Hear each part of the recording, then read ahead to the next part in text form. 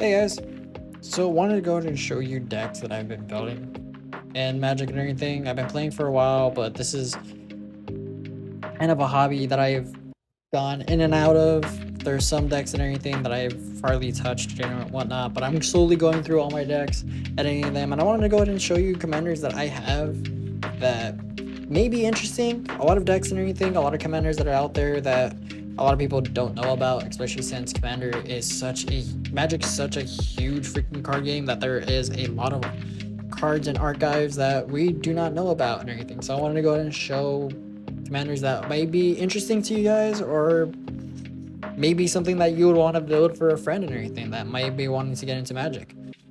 So here's Evillene of the Wild Court. What she wants to go ahead and do is make sure that you make a huge deck, a huge battlefield with a lot of enchantments, enchantment rolls, and making sure that you have ways to go ahead and card draw, so that way you have responses into the game. And since it is a green-white deck, I'd say it's a very nice and easy way to go ahead and get into enchantment rolls. So let's see what we could go ahead and do in order to build a huge battlefield with enchantments.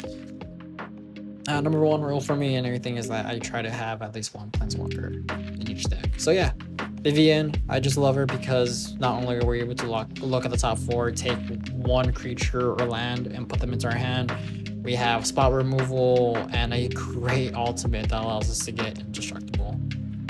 Ways to keep our stuff safe, of course. I love to build this deck and everything because it just cares a lot about auras and enchantments, so we're able to go ahead and build a very cheap deck out of this. This is a pre-con, by the way. It was a 2023 of Wilds of Eldraine pre-con.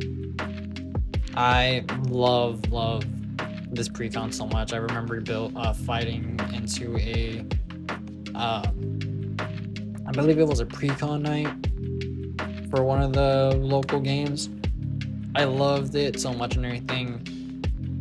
I believe I first got it in 1 week and I got top 2 with just this deck. Of course, if you were to buy the sealed deck and everything, it's very expensive, it's very chaotic. But this deck is just super nice and relaxing that you don't have to worry about upgrading the hell out of it in order to make it too beefy, too powerful. This is a bracket 2. This is, I believe, 169 or close to 200, I believe. Since it's I'm not gonna lie. But since it's an enchantment deck, you're able to go ahead and use a lot of cards to go ahead and do what you need. Like, let's say protection, ramp, spot removal. You know, I believe you're able to go ahead and just care about gaining life, card draw. It's just such a perfect deck to go ahead and go through, especially when it comes to like reanimate or just fetching through your whole deck just to go ahead and get something to make everything beefy and just win that way. It is such a great deck to go ahead and go through. Of course, as you see, most of my stuff and everything have been commons. Like, yeah, of course you'll see some upgrades in there that people used to think that, oh, you know what, these are too crazy to go ahead and get for a game. There's no need to go ahead and get all these expensive upgrades, but over the years and everything, they have gone a lot cheaper.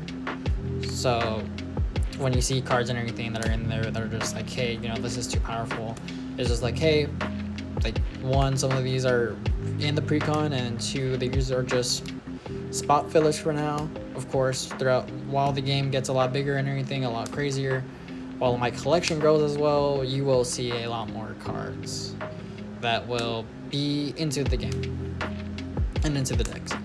But yeah, this is my deck and everything. It's great. As you see, it's a lot one-sided as it is. There is ways that you can go ahead and come back into this game, and I'd say this is a perfect deck to actually build for a friend or anything that maybe get into it. Or let's say that, hey, you know what, couples are actually getting into this game now and they want to go ahead and build decks and everything. One might be too much and they want to build her beginner friendly. This is a great commander for it.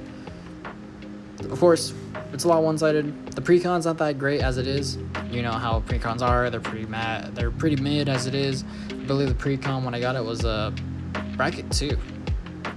So yeah, tell me what you guys think of the deck so far. Would you build this for someone else? Would you build it for someone else? And if so, what would you change about it? You know, and why wouldn't you get into this game and everything? Or why wouldn't you build this commander? I know a lot of people have their ups and downs about some commanders and everything, and I'd love to hear about your opinion. This is Magic the Gathering. This is such a social game and everything. I want to go ahead and socialize with you guys for a bit. And if you think that this is fine, let me know.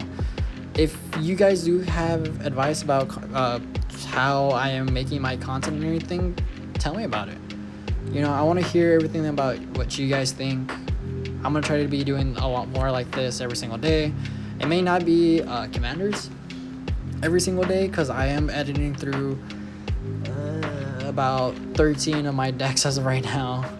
A lot more building up. So yeah, just let me know. And I'll love to hear from you guys soon. Thank you so much.